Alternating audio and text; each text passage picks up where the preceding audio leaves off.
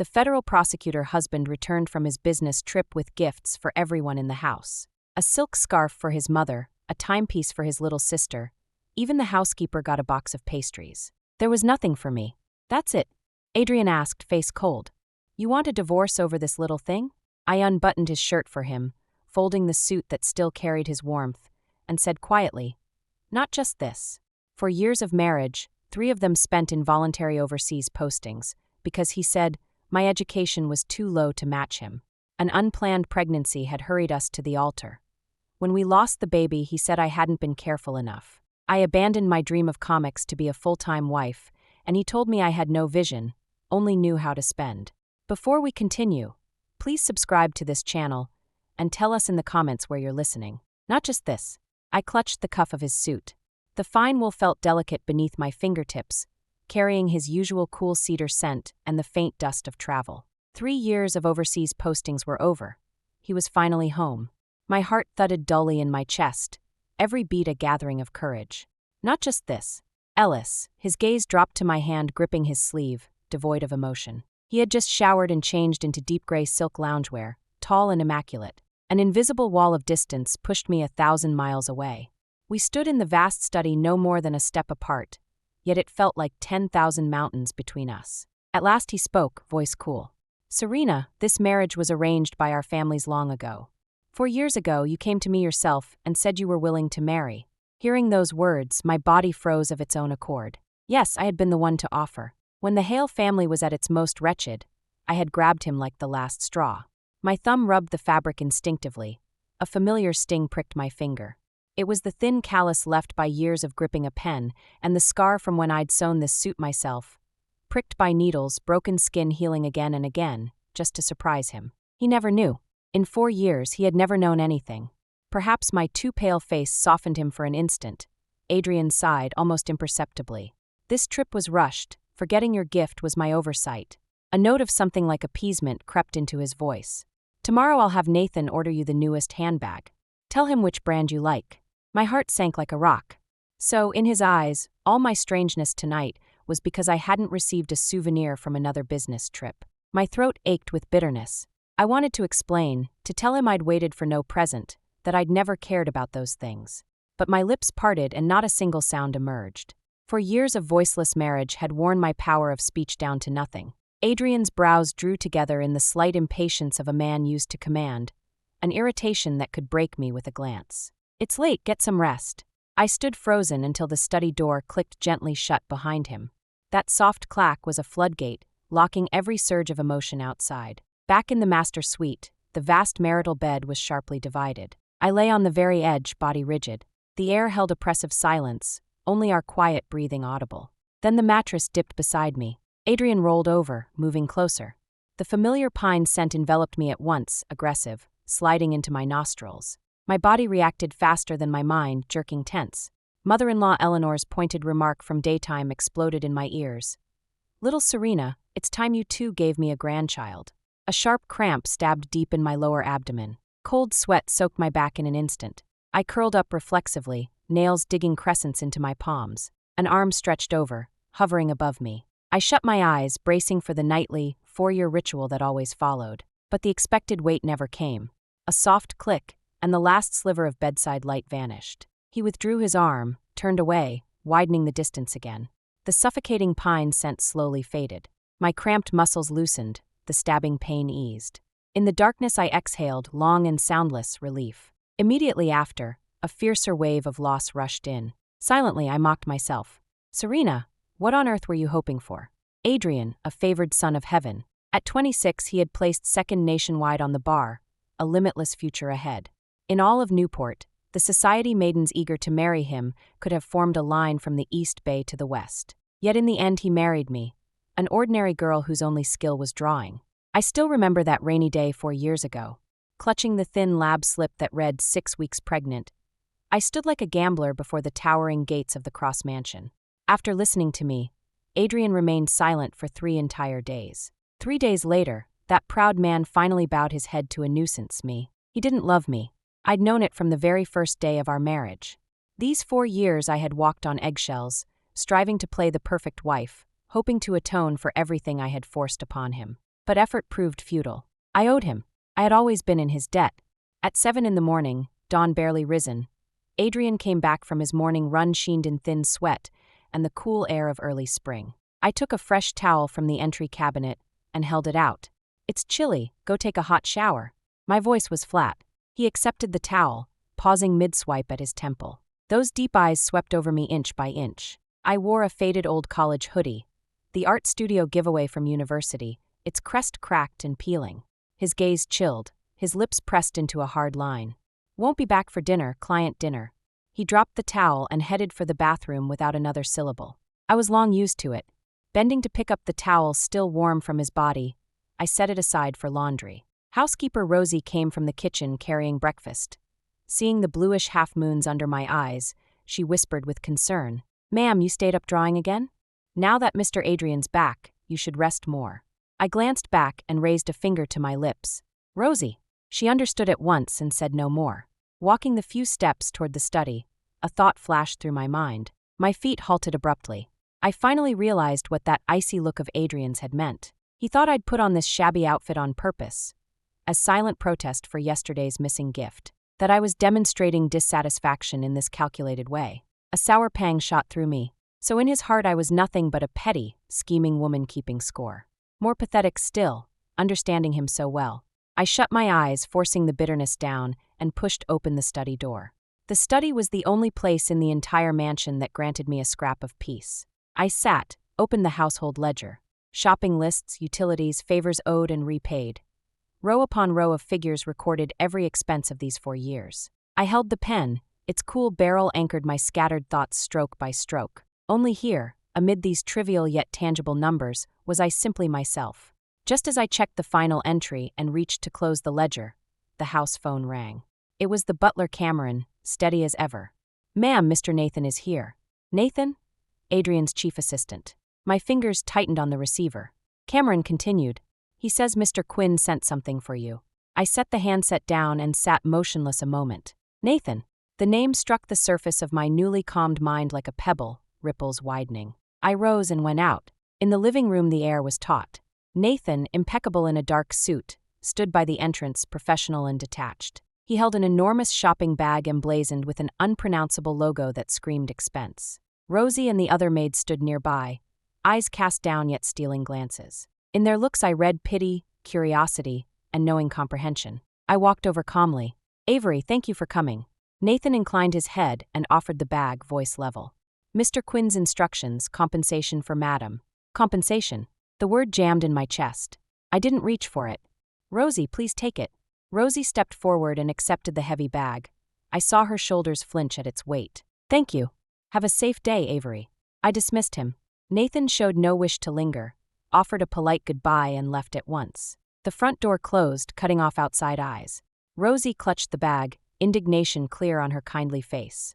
"Ma'am, this." I lifted a hand, stopping the words before they escaped. "Put it in the farthest corner of the walk-in where I won't see it." I spoke softly. When the staff dispersed, only Cameron remained. He shut the study door, and the butler's deference dropped away, replaced by the gentleness of an elder. "Ma'am." He laid a document before me. "What is this?" I asked. "A publisher is interested in your webcomic childhood days. They wish to sign a print contract." My hand froze midair.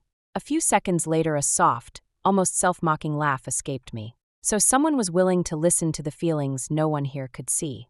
"There's something else," Cameron went on, weighing his words. "I asked an old friend back home. There's hope your brother Leo's job can be transferred back to Boston within 6 months. Leo coming back." The 3 words detonated like thunder in my skull. For years, for him I had married into the Cross family, abandoned my dream, locked myself in this gilded cage. I'd believed we siblings would spend our lives watching each other from afar. Now Cameron was telling me he could come home. A vast, indescribable mix of wild joy and sour grief rushed through me, numbing every limb. "Rowan," Cameron's earlier phrase still rang, shaking me until I couldn't collect my soul. Memories I'd nailed down for 4 years burst their dam in an instant. I seemed to see my father again. He'd had little schooling but was the most optimistic man I'd known, always saying one must live like a sunflower forever facing the sun. With carpentry alone he raised my brother and me, those rough hands able to carve the most delicate wooden combs. Once he pulled a blood-soaked man from a car wreck. That man was Adrian's father. The two families gained a meager acquaintance that would later become my only lifeline. The scene shifted. My father lying in a white hospital bed, never to wake. An accidental collapse at a construction site took him, and the only light our family had. The sky fell. My brother, working then in a factory out of state, had his fingers mangled in a machine, nearly crippled. Grandmother's health worsened daily. Medical bills loomed like a mountain. I clutched my thin diploma, battered by rejection everywhere. The paintings I'd been proud of were worthless against survival. Despair spun a black whirlpool, pulling me down inch by inch, until the day I found a business card in my father's old wallet, embossed with the Cross Mansion's address. I dialed the number. With the slender favor left by my father's life-saving act, and with the most precious thing a 20-year-old girl possessed, I bargained for a chance to keep my grandmother alive. It was a debt the Cross family owed my father. Tears finally broke free, falling drop by drop onto the dark mahogany desk. I bit my lip hard, swallowing every sound, yet my throat was filled with a trapped animal's whimper. "Ma'am." Cameron's voice drifted in, gentle and reluctant. "All these years Mr. Quinn has had me keep an eye on Mr. Leo's situation." I jerked my head up, vision blurred. "He asked you to watch." "Yes." Cameron offered a tissue, speaking even lower. "The master isn't good with words, but your family's affairs have always weighed on him. This transfer opportunity," he moved several layers of contacts to make it happen. My heart seemed clenched and then slowly unfolded. Ache, grievance, and a sweetness I couldn't name. So the thing I'd begged for with everything I had, he had already been doing in silence. I took the tissue, rubbed my face roughly, voice hoarse. "Emery, Cameron." Cameron sighed, looking at me with that same elder warmth. "Ma'am, you're a good woman. From here on, live well with the master, bear children and keep the house. Life will get smoother." I lowered my eyes to the coffee-stained tabletop and curled my lips in the faintest arc. Smoother? Maybe, but my life shouldn't have only that one path. I had just wiped the desk clean when Mrs. Riley, at Mother Eleanor's bidding, came to invite me. Her mistress had brewed tonic. Eleanor's room was rich with medicinal fragrance. She studied me a moment, then pushed a bowl of pitch-black soup across. "You look pale these days, the kitchen stewed something. Drink it hot, nourish your body." I accepted meekly and nodded. "Casey," she said, toying gracefully with the jade bracelet on her wrist, voice measured. At Adrian's age, his friends' children can already run errands. Wesley's boy even called him daddy over video the other day. My fingers on the spoon tightened, knuckles whitening. As expected, Eleanor sighed, her gaze drifting toward the window as if she were talking to herself, or maybe to me. If that incident hadn't happened back then, Adrian would have married Olivia, and I'd probably be holding a grandchild by now. Olivia. The name was a tiny needle, always surfacing when I least expected it, giving me a quick, stabbing jolt. I lowered my eyes and sipped the bowl of bitter, astringent soup in silence, a wad of cotton seeming to lodge in my throat. In this house, I would always be the intruder, the accident that had filled someone else's place. Only when I reached the master's suite did I feel alive again. I drew the curtains wide, letting the sunset pour in without reservation, spilling across my drawing table. Here, and only here, I could breathe for a moment. I spread out a sheet of rice paper, yet for a long time I couldn't bring myself to make the first stroke. To outsiders, marrying into the Cross family was heaven-sent good fortune. Alex treated me politely. I ought to be content. But the temperature of a marriage is known only to the one who drinks the water. I suddenly recalled the first months after the wedding, when this bedroom didn't yet hold a drawing table. Adrian's study was huge, soaked in perfect natural light, one entire wall lined with books. I had asked cautiously whether he could spare a small corner for my easel and paints. He'd been scanning a brief. At my words he lifted his head. That was the first time I saw such icy detachment on his face, as though a calm lake had frozen solid in an instant. He looked at me, voice devoid of warmth. "The study is for work. Keep those things of yours out of there. Those things of yours." My sketches, my brushes, the 20-some years of my life and dreams. In his eyes, merely those things. From that day on, I never mentioned the study again. I hauled every art supply into this bedroom and, within the space that belonged to both of us, staked out a meager territory of my own. The sunset light was turning dull. I lifted a brush, dipped it in ink, and was about to set it to paper, when the housekeeper's voice drifted upstairs, slicing cleanly through the quiet. "Mrs. Cross, Mr. Cross is home." A drop of ink bled into an ugly blot on the rice paper. The door opened. Warm, humid air carried the crisp scent of lemongrass soap straight to me. Adrian wore dark gray loungewear. His short hair still dripped, beads of water sliding along the sharp line of his jaw to vanish under his collar. He came straight toward me. My spine went rigid, fingers clenched around the brush handle. His shadow swallowed both me and the half-finished sketch on my table. A palm settled on my shoulder, sending heat through the thin fabric. I froze. "When did you learn to paint?" His voice carried post-shower languor, brushing my ear. Yet his gaze stuck to the unfinished landscape. It was early autumn mountains, layered in raw umber and gamboge attempting to catch the forest aflame at dusk. Nice color handling. As if he'd stumbled on some novelty, surprise colored his tone. "You've put in serious practice these past few years." A sour ache pulsed in my chest. Serious practice. In his mind, my modest skill was merely a pastime to fill married hours. Like Eleanor's flower arrangements or tea ceremony. I offered no correction. For years had accustomed me. I only pulled the faintest smile, lowered my head, and pretended to tidy my tools. The hand on my shoulder didn't move. Adrian's glance left the drawing and swept across the cramped corner I'd been forced to claim. Easel, pigments, neat stacks of rice paper. Tight, cluttered, as undignified as the dreams I had no room for. Something seemed to occur to him. His brows twitched. "Why not?" He cut himself off mid-sentence. I didn't need to look to know the expression on his face. Probably remorse, maybe a flicker of embarrassment. He had been about to ask why I didn't paint in the study, and suddenly remembered I was barred from it. That bedroom had held no drawing table then. I had asked, hopeful and diffident, whether a tiny space by the study window might hold my easel. He'd been reading in bed. At my words, he'd lifted his eyes. That was the first time I met a coldness verging on contempt. He regarded me, voice utterly flat. "The study is for work. Keep those things of yours out." Silence. The heat of his palm felt like branding iron. My flesh shrank beneath it. The unfinished apology hovered awkwardly between us. At last Adrian withdrew his hand. He stepped to the small drawing table, paced once, and stopped. "I'm sorry." The words were low, scraped from his chest. Back then I was prejudiced. The brush trembled in my icy fingers. Prejudiced. Such a light little word. Yet I still remembered our wedding night when he called the tools I treasured, those things. The humiliation of being dismissed, dreams and all, had lodged like a splinter under my heart for 4 years. Now that splinter had been worn smooth by my own hand, absorbed into my blood. Hearing his apology stirred nothing. No surge of grievance, not even a tremor of hurt. Only a distant, ironic amusement. "Far too late. I'll have Cameron clear part of the study and move your supplies in." He watched me with an earnestness that felt like charity. "Better light, more space." I raised my eyes to his, calm as discussing the weather. "I'm comfortable here." "Freer." Surprise flickered across Adrian's face at my refusal. "Are the paints and paper enough? If not, I'll tell Nathan to buy the best." Once again he tried to fix everything with money, his one reliable currency. "What I have is fine," I said mildly. He was quiet a moment, arranging his thoughts. "Serena, call me by name from now on." There it was again. "And those designer bags are just objects, don't let them weigh on you." He spoke with the patient coaxing of a magnanimous professor guiding a slow pupil. I almost laughed. So in his eyes I remained the shallow woman who brooded over handbags and a corner in the study. I swallowed the laugh and nodded obediently. "All right, I understand." I was used to it. In these 4 years of marriage I had grown accustomed to conversations that never met on equal ground.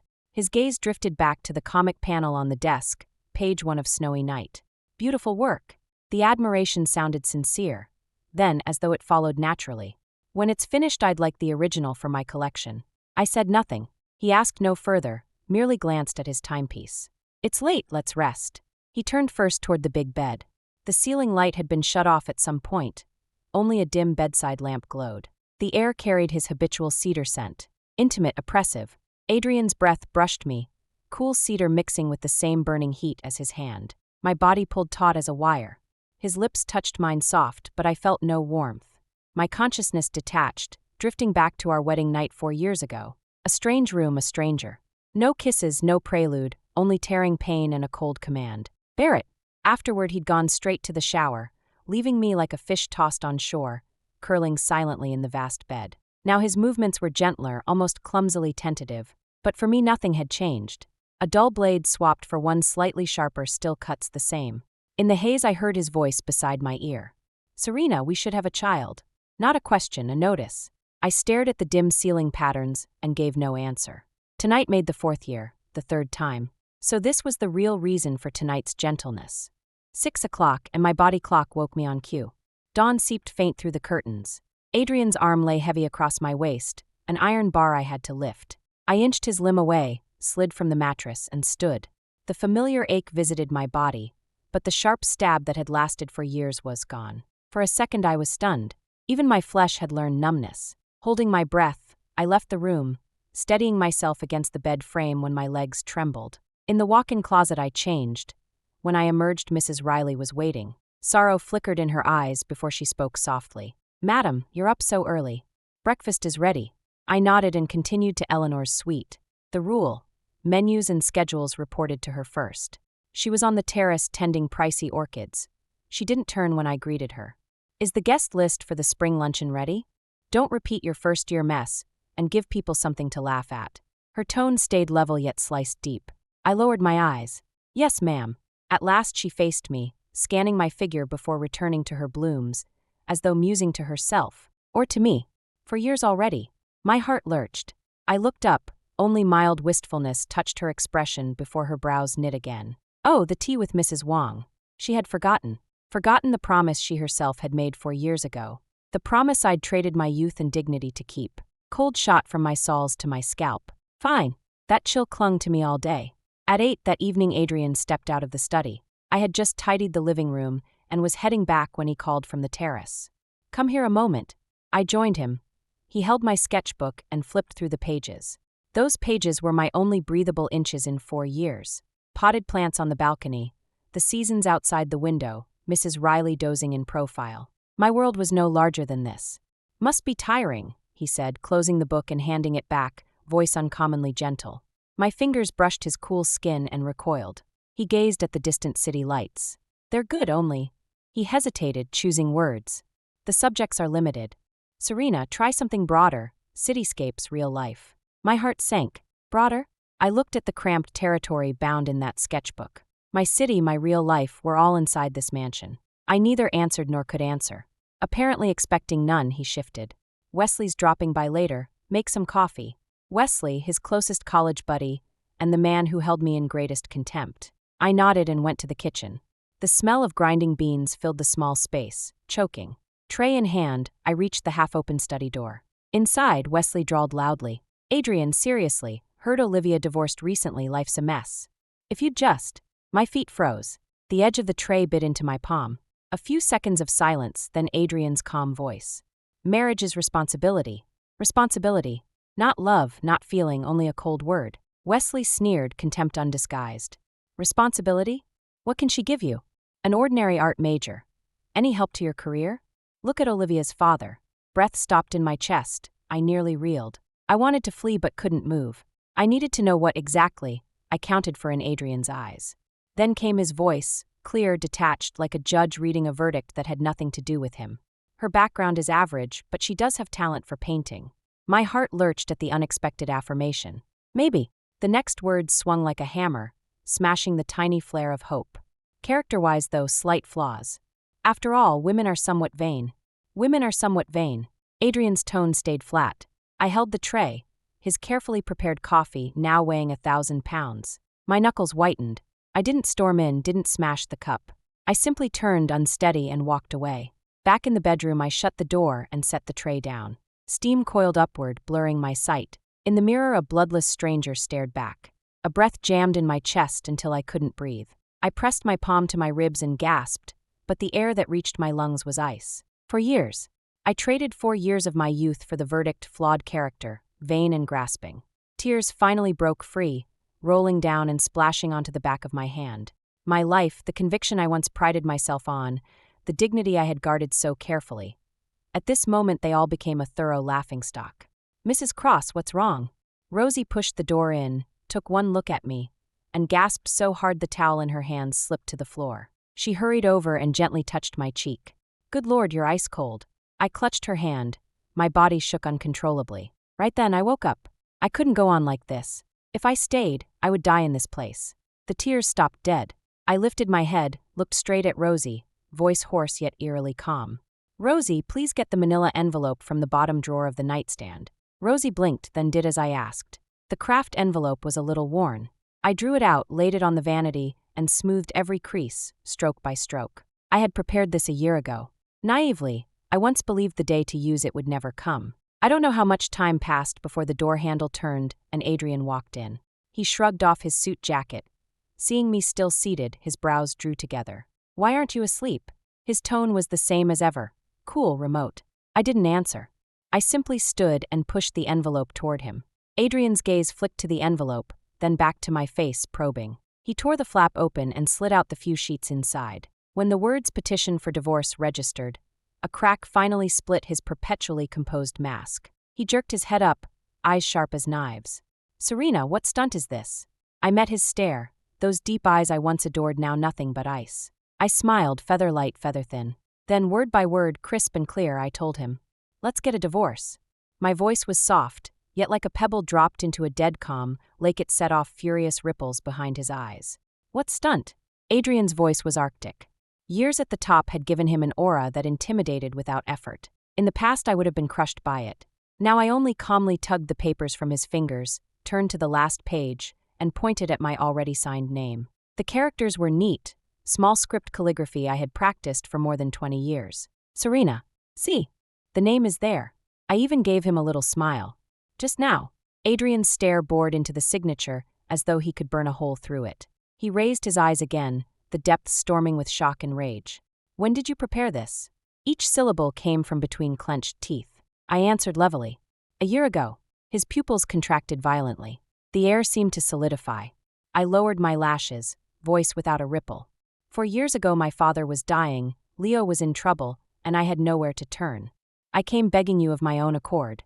I know I stepped between you and Olivia and ruined what might have been. You've never forgiven me. This agreement is the apology I owe you." I thought these words would strike him as sensible, even considerate. Instead, Adrian looked as though he'd heard the world's most absurd joke.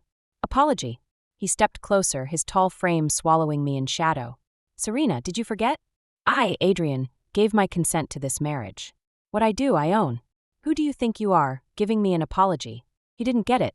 He never would. For 4 years I had been a convict repaying a debt of gratitude, tiptoeing through each day, hoping obedience and care would serve as penance. Every midnight he came home late, every scornful swipe at my art, every dinner where he sparkled with friends while leaving me stranded at the far end of the table. Those tiny, dense thorns had shredded my heart into sieved silk. I told myself I simply wasn't good enough. Only today did I realize, it wasn't that. It was that I was never worthy. A fire roared in my chest, scorching. For years of suppressed grievance burst the dam. Tears fell without warning, blinding me. "Adrian." For the first time I addressed him by his full name, voice breaking. "I'm so tired. Honestly exhausted." Evidently unprepared for my collapse, he reached out, then froze midair. The anger and edge on his face ebbed, replaced by rare bewilderment and irritation.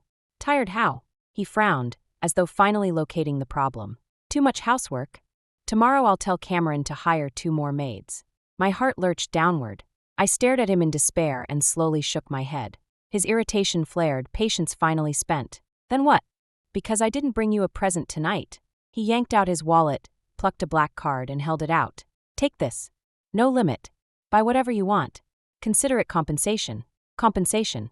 So in his eyes every ounce of my grievance, fatigue, despair could be balanced out with a gift, a bank card. The tears dried instantly. A dead heart feels no pain. I regarded him with the placid surface of a stagnant pond. "Adrian, money can't fix what's broken between us. If you're worried about your career, I can wait until you find it convenient to go public. But if you still refuse..." I dragged in a breath and released the sentence I had rehearsed countless times. "I'll walk away with nothing." Adrian's hand holding the black card hung suspended. He studied me for a long minute, as though trying to drill through flesh and bone to read my soul. In the end he said nothing. He only flung the card to the floor, spun around, and wrenched the door open. Bang! The slam shook the entire mansion. The boulder that had weighed on my chest for 4 years shattered in that instant. I exhaled a long, silent breath. An ease I had never known swept through me. The front door was still quivering when Eleanor appeared in the hall, silk robe immaculate, face set in its usual patrician scorn. Her glance swept me, then landed on the black card glittering against the marble, her brows knitting instantly. What kind of tantrum is this at dawn? Driving Adrian mad. I bent, retrieved the signed agreement, and offered it to her without drama. "Mother, we're divorcing." Eleanor froze half a second, then let out a sneering laugh as though I'd proposed flying to the moon. Divorce? Serena, have you lost your mind? Without the Cross family, how will you survive? I met her gaze, voice flat. I'm thinking of Adrian. He's climbing higher. He'll need a wife with better credentials and loftier connections to smooth the way. I paused, added gently. A daughter-in-law who married up only drags him down and costs you face in your circles. My leaving benefits everyone.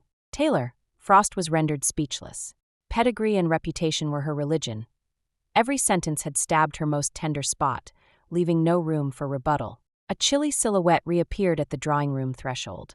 Adrian's face was darker than before, eyes honed to ice blades aimed at me. Mother, go back to your room. Authority cracked in his voice like a whip. Eleanor opened her mouth, thought better, and retreated in sullen silence. The vast salon was left to the two of us. Adrian closed the distance, sat opposite me. The force of his presence pressed against my skin. He studied me like a witness on the stand. Once you leave me, how exactly will you live? Still the same lofty certainty that his absence would doom me. I smiled. Adrian, I don't want a cent from you. I have my own illustration studio. It's been running for a year with solid income. Watching the shock freeze his features, I went on. My work is contracted to a well-known editor. Royalties pay for a very comfortable life. Silence, so thick it felt solid. I could see the tendons across his knuckles rise as his fists clenched white. The control he prided himself on had crumbled in an instant. I looked away, gentleness threading my voice. Besides, Grandma's getting old. I want to go home and keep her company. At the mention of family, the rigid line of his jaw faltered, a flicker of belated regret in his eyes. I should have brought her here earlier. Horse low. I shook my head. She's used to the countryside. City noise unsettles her. When I finished, I simply watched him.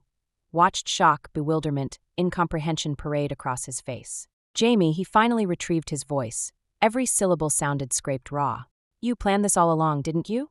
Under that Arctic accusation, I didn't even blink. Yes, a single featherweight word, yet it struck like a mallet against his sternum. I saw his pupils contract. I had no appetite for further sparring. I walked to the coffee table. The handover won't take long. I spread the folders I'd prepared, voice calm as still water. These are the warranty cards and manuals for every appliance, sorted by brand and purchase date. Here are the contact sheets and schedules for the groundskeeper, pool service, and family physician. Dry cleaning memberships for all your suits, plus prepaid cards to the restaurants you frequent. Each item categorized crystal clear. These 4 years I had not been some idle canary in a gilded cage. Adrian stared at the files, Adam's apple jerking. All these years, thank you for the hard work. A condolence 4 years overdue. But I no longer needed it. I took out 3 more account books. Now let's balance the finances. I opened the first, daily household expenses. The second, utilities, property fees, social obligations. The third, every dollar spent from his personal account. Every entry cross-checked, every receipt attached. Cameron, standing nearby, gaped in awe. Madam, you are remarkable. My finger paused on one page. It was from our first year. Scammed by a luxury reseller because I hadn't known market prices. Adrian had cast me one icy glance. You can't even handle a trifle. What's the point of your brain? From that day I had devoured finance books, studied until my eyes burned. I slid the ledgers across to him. 4-year total income, $13.27 million. Expenses, $11.08 million. Balance, $2.19 million, all on this card. You can have a CPA audit. If even a penny is unaccounted for, Enough. Adrian's hand slammed down, cutting me off, veins bulging. His fingers were trembling. I lifted my gaze to his fury-smothered eyes. What's wrong, senior prosecutor? Afraid I skimmed from the cross coffers? Or have you always believed your Serena is money-grubbing, willing to sell her soul for cash? I stood, turned my back on him. I walked toward Cameron and the servants whose eyes had reddened. Cameron, thank you for everything these years. Take care of yourselves. They rushed to persuade me, voices thick with genuine attachment. I smiled and shook my head. Returning to the table, I poured a glass of warm water. Raising it toward Adrian's bloodless face, I spoke clearly. This water stands for wine. Adrian, thank you for arranging Leo's job. I'll remember the debt of gratitude. I drank, set the glass down with a soft clink. A crisp cadence of closure. The divorce papers are signed. My lawyer will file them with the court as soon as possible. I picked up my bag, denying him another chance to speak. I turned away without a last glance. Sunlight sliced through the French windows, the shutters dicing it into bright bars that lay at my feet like a golden road to freedom. Each step felt light, resolute. Just as my fingers brushed the door handle, a dull thud echoed behind me, the unmistakable sound of knees striking cold marble. I spun around in shock. Molly, the youngest housemaid, was kneeling upright on the floor. Tears streaked her uplifted face, gratitude and grief interwoven. "Madam," her sobbing voice rang through the empty hall. "Emery, 2 years ago you lent my mother money for surgery. Without you she would have died. Everybody knows you're the kindest soul alive. Please don't leave." With that she bowed, forehead knocking the stone. Cameron and the rest gathered, eyes swollen, words choking in their throats. So the small kindnesses I thought forgotten had been guarded in other hearts all along. A hard knot inside my chest melted under their sudden warmth. Tears glazed my eyes. I hastened forward and lifted Molly to her feet. "Get up, it's over." My voice came out husky, gentler than I had ever heard it. I wiped her tears away and looked slowly around at the people I had lived beside day after day. "From now on, take care of yourselves." I paused, then added, "And look after Pudding for me, he's picky, only eats imported kibble." Pudding was the stray I'd rescued 3 years ago, the only warmth in that ice-cold mansion. My gaze drifted past the crowd and found Rosie half hidden in the porch shadows, shoulders shaking, biting her lip to muffle her sobs. I gave her a helpless smile. I couldn't take her with me, and I couldn't take Pudding. Nothing here had ever really belonged to me. Finally I looked back at the man. Adrian still stood in the same spot, a statue drained of its soul, unfamiliar bewilderment carved across his face. He watched me, watched the servants crying for me, the storm in his eyes shattered in an instant, leaving only chaos he couldn't comprehend. For years, for the first time I felt I truly saw him, not through the halo of the prosecutor's badge, not through the heir to the Cross Dynasty title, just a pathetic man blinded by entitlement and prejudice. I withdrew my gaze, no nostalgia left, pulled the door open, and walked out without looking back. The taxi shot along the highway. Outside, skyscrapers dissolved into rolling green. The city's roar was flung away by the wind. The air turned loamy and sweet. I rolled the window down and let the damp breeze slap the last tears dry. A 4-year nightmare, finally over. The car stopped before a small house with a yard at the edge of town. Far off, a slight figure waited by the gate, standing on tiptoe. "Grandma." I shoved the door open and stumbled toward her. "Grandma." That single cry crumpled every grievance I'd swallowed for 4 years. She spread her arms and pulled me into her thin, sun-warmed embrace, stroking my hair again and again. You're home. Serena, Jordan, nothing to be sorry for." I buried my face in her sun-smelling dress, breathing gardenia drifting from the yard, hearing distant barking. My heart at last landed. A weary bird back in its nest. Life in the cottage felt like laundry soaked in disinfectant finally spread under sunlight to dry. The yard was small but thriving under Grandma's care. The old storage shed cloaked in ivy became my studio. Sunlight poured through the huge sash window onto the easel. The air smelled of grass and wet earth. No more crouching in the Cross Mansion's cramped storeroom, chasing light through a slit of glass. One afternoon Grandma and I were tending flowers. She stopped beneath the pear tree, rough hand caressing the bark. "Serena, I planted this the year you married into the Cross family." I blinked. Her eyes grew distant, as if seeing the thin, resolute girl who had walked away 4 years earlier. "Our old folks say a pear spirit guards every backyard pear." "I made her a deal," she smiled, crow's feet like wind-dried orange peel. "Traded my old bones' peaceful sleep for my Serena, safe and free year after year." Tears fell without warning. All that time, in ways I never saw, she had been praying for me. I tumbled into her arms like a lost child found. "Grandma, I'm so sorry." She only patted my back. "Silly girl, Jordan, no need for sorry." Supper was simple. Steamed sea bass, emerald greens, new crop rice fragrant enough to fill the whole house. Under the warm lamp she piled food onto my plate, chattering about planting roses and hybrid tea roses along the fence. Watching her, the raw patch worn rough by 4 years of marriage began to fill with quiet warmth. Here I wasn't Sam, the flawless showpiece. I was simply Serena. 4 years of caged inspiration burst free, galloping across rice paper like unleashed beasts. My comics lost every shackle. Evenings I strolled to the nearby park. Sunset gilded the country lane. The air carried birdsong and unknown blossoms. A lightness bubbled from somewhere deep. But when I ambled back that day I froze. A black luxury sedan crouched at the gate, chrome predator amid the rustic peace. Adrian's car. My heart lurched. Before I could react, the cottage door flew open, and Rosie darted out. "Sis Serena, you're back." Relief loosened my shoulders, a smile broke free. Then the car door opened, and the tall figure stepped out. Adrian. Tailored charcoal casuals, less edge, more ease. He looked at me, scrutiny gone, something almost hopeful in his eyes. My smile vanished. I straightened, tucked every feeling away, and inclined my head. Quinn. Cool, distant, polite, as to a stranger. The light in his eyes dimmed fast. Rosie glanced between us, wringing her hands. Grandma asked me to boil water. I'll just. She scurried inside. Twilight smelled of field grass. I stepped aside, gesturing. Come in. He followed, hesitant, measuring the alien yard.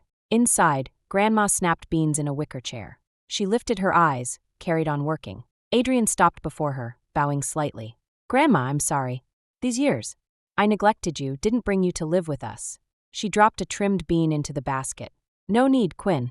These old bones aren't made for high towers. I fetched 2 cups of mountain tea, bitter rough fragrance curling between us. I slid one toward him. Try it. Wild, nothing precious. He sipped, his brows eased. Good. Different but good. He set the cup down, studying me. You look better than you ever did at home. A laugh tore out of me, loud in the quiet room. He stared, lost. I wiped my eyes. Quinn, I never once laughed like that in your house. He swallowed, drew a gilt box from a paper bag. A silk scarf, the weather's turning. I didn't open it, just nudged it back. No need. I never cared for those. In the mansion I wore the same old clothes not because I couldn't afford new ones, but because. I met his puzzled gaze. I didn't like putting them on and turning into Sam. His face froze. He tried again. The house, it's chaotic now. Cameron's old, the new housekeeper's lost, my mother, she misses you. Everyone says they can't manage without you. I listened. Really? I murmured, lifting my tea. I remember my first week. I smashed your mother's favorite Royale tea set. Guests whispered, her face dripped disdain. Where were you? I stood alone in the kitchen amid shards. Cameron sneaked in to help and comfort. Where were you? From that night I devoured every book on tea, floral arrangement, household management, porcelain marks. I wasn't born knowing how to host dowagers or run a dynasty. I learned by swallowing blood and porcelain in the dark. I stood, walked to the door, and pulled it open. The pear tree rustled. Tea's finished. The divorce papers say we're square. Quinn, goodbye. I thought that finality would keep him away. But Adrian returned every Saturday afternoon. No knock, no words, just packages on the step. Low-sugar pastries for Grandma, law journals with penciled notes. I felt nothing but irony. The consideration he'd never given me now delivered like donations. Until one day he brought a thick, cloth-bound album of Song Dynasty bird and flower paintings. I was sketching new hollyhocks. He watched over the fence for Jamie. What do you think of Huizong's auspicious cranes? His question was soft, scholarly. My brush paused. Rich color, regal, but too precise, lacks spirit. You prefer Sushi's wild ink? Sunlight gentled his prosecutor edges. Curiosity looked real. We talked. Huizong's slender gold script, Mifu's silk scrolls, undeniable chemistry of minds. Perhaps that brief harmony misled him. Serena, give me another chance. Let's go home.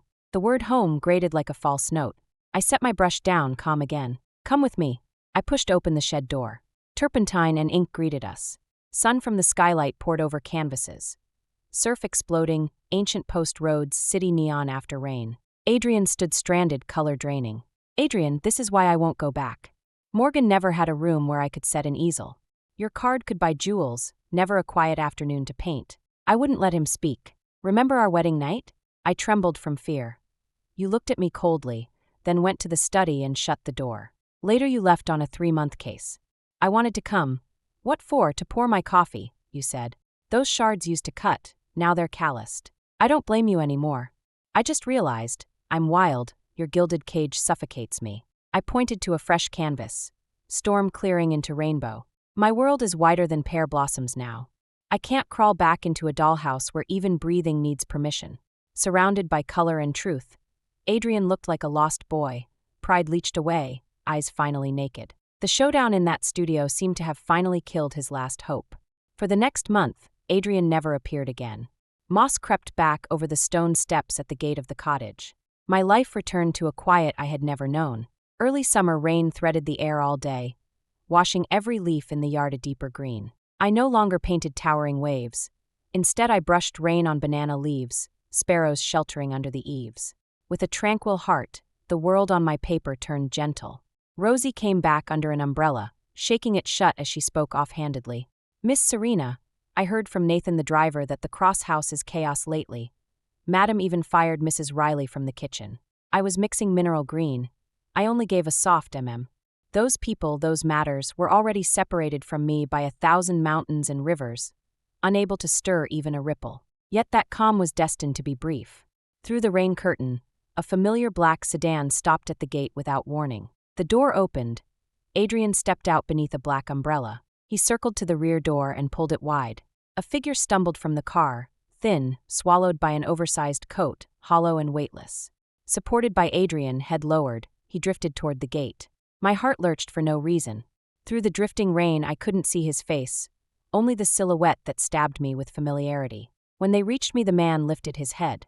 A roar went through my mind. Time froze, the world shrinking to that pale, wasted face. It was my brother, Leo. Leo! My lips trembled. No full sound came, and tears burst free. I dashed into the rain, careless of the mud, and hugged him with all my strength. He was so thin I could count every rib through the damp cloth. Sis! His voice was sandpaper. He hugged me back, shaking violently.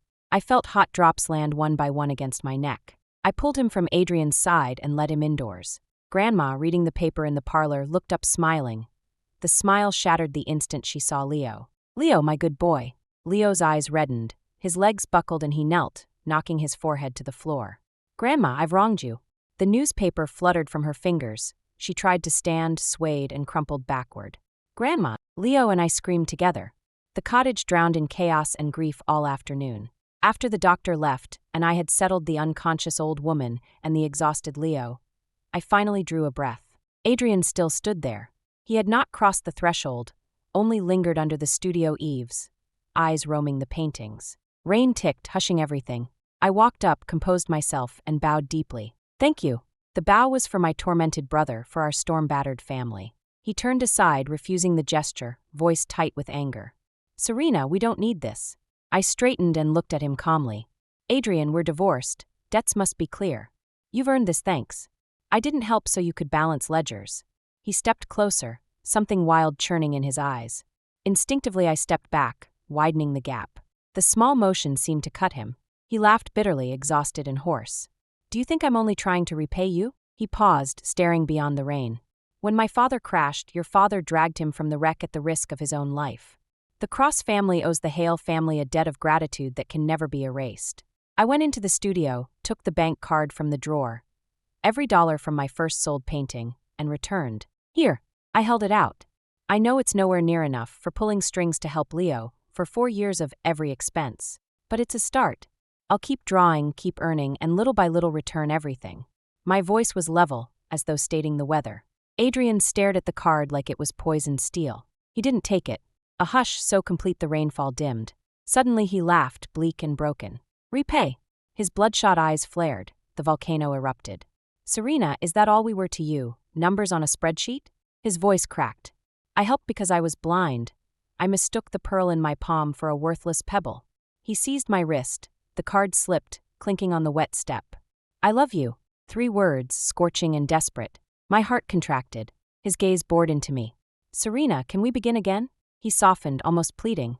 We'll move out of the mansion, buy a house with a yard, build you a south-facing glass studio. Paint until nightfall. Want to travel and sketch the world? I'll go with you. Norway for the aurora, the Sahara for the dunes. We can bring our child home. The future he painted blazed across my mind, bright, impossible. For an instant I nearly nodded. Then, over his shoulder, I saw the unfinished canvas inside. A bird tearing free of tangled vines, winging toward open sky. The image poured ice water over every soft thought. I gently freed my hand. Adrian. I lifted my eyes to his hopeful face. It sounds beautiful, truly. But status is chained to duty, and the title you offer is an iron cage. My voice rang clear. I'm selfish. I don't want to study floral arrangement to please anyone, don't want to wear pinching heels to client dinners, don't want to trade my hours for endless chores and favors. I want to be a free bird. His face drained of color as I spoke, light dying by degrees. I met his gaze and gave the final answer. I can't.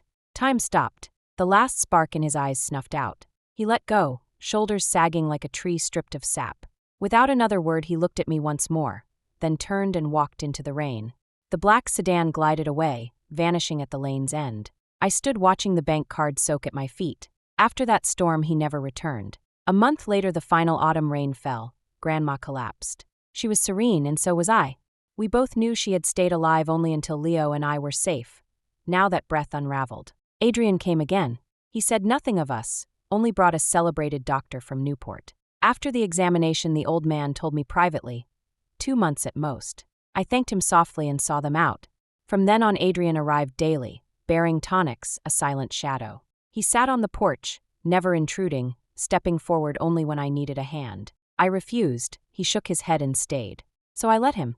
November's last drizzle tapped the window panes. Grandma roused that afternoon, unnaturally lucid. She even sat up and drew on her coat, cloudy eyes bright. "Adrian, come here." Her voice was thin but clear. He stepped in, sat on the low stool, and leaned close. "Grandma." His voice cracked. Her bony hand stroked his, patting gently. "Good boy, thank you for these days. I know you're good." Her gaze shifted to me, aching and full of regret. If this old bag of bones hadn't failed back then, Serena wouldn't have been shackled. She traded her art, her future, for a few more years of my life. Each word was a dull blade scraped across Adrian's heart. He hunched lower, head bowing, shoulders shaking. "Child," she turned back, eyes kind and all-seeing, "I know everything. You two had fate but no fruition. The hurdle in her heart can't be cleared. The guilt in yours can't be paid. Its threads tangled too tight. Pull harder and they snap. Let her go. Let yourself go." Her voice, like the steady autumn rain outside, washed away every stubborn wish. Adrian buried his face in his hands. A hot tear slipped between his fingers, splintering into the worn floorboards. Suppressed sobs filled the small room. Grandma looked past him at the leafless pear tree trembling in the wind. "What a pity," she sighed. "I won't see it bloom next spring." Funeral over, dust settled. I closed the last suitcase. Leo carried it to the door. Before the airport, I asked Adrian to meet me one last time, downtown cafe. He was already there by the window, in the deep blue suit I had once measured and cut for him. My first, my only. The wool still held its line, but his face bore exhaustion no starch could hide. I sat opposite. He poured me coffee, steam blooming between us, the gesture as habitual as when we had been married. "Where to?" he asked, voice dry. "Chengdu," I said. "My studio's ready." "Cartoonist," he murmured, mocking his younger self. I once thought those were children's doodles. How blind I was. "Adrian, it's past." His shoulders sagged, the last light left his eyes. "It was never about right or wrong," I continued. "We wanted different things. You needed a wife to run the world behind you. I only ever wanted a brush and a quiet desk." He was silent, Jamie, until the coffee cooled. A golden cage is still a cage. Finally, he lifted his cup in a toast, eyes red but smiling. "Serena, I drink to you, vast sky, endless sea, soar as high as you dare." I raised mine. "And to you, may every wish come true, every path be smooth." I drained the cup, stood, took my coat. Leo waited at the door. I did not look back. Outside, early winter wind bit fresh and clean. I breathed deep. Overhead, a skein of wild geese stitched its steady way south. Thank you for listening to today's story. If you enjoyed it, please like and share with friends. We'd love to hear your thoughts in the comments, so don't be shy, drop your take. And remember to subscribe for more tales. See you next episode.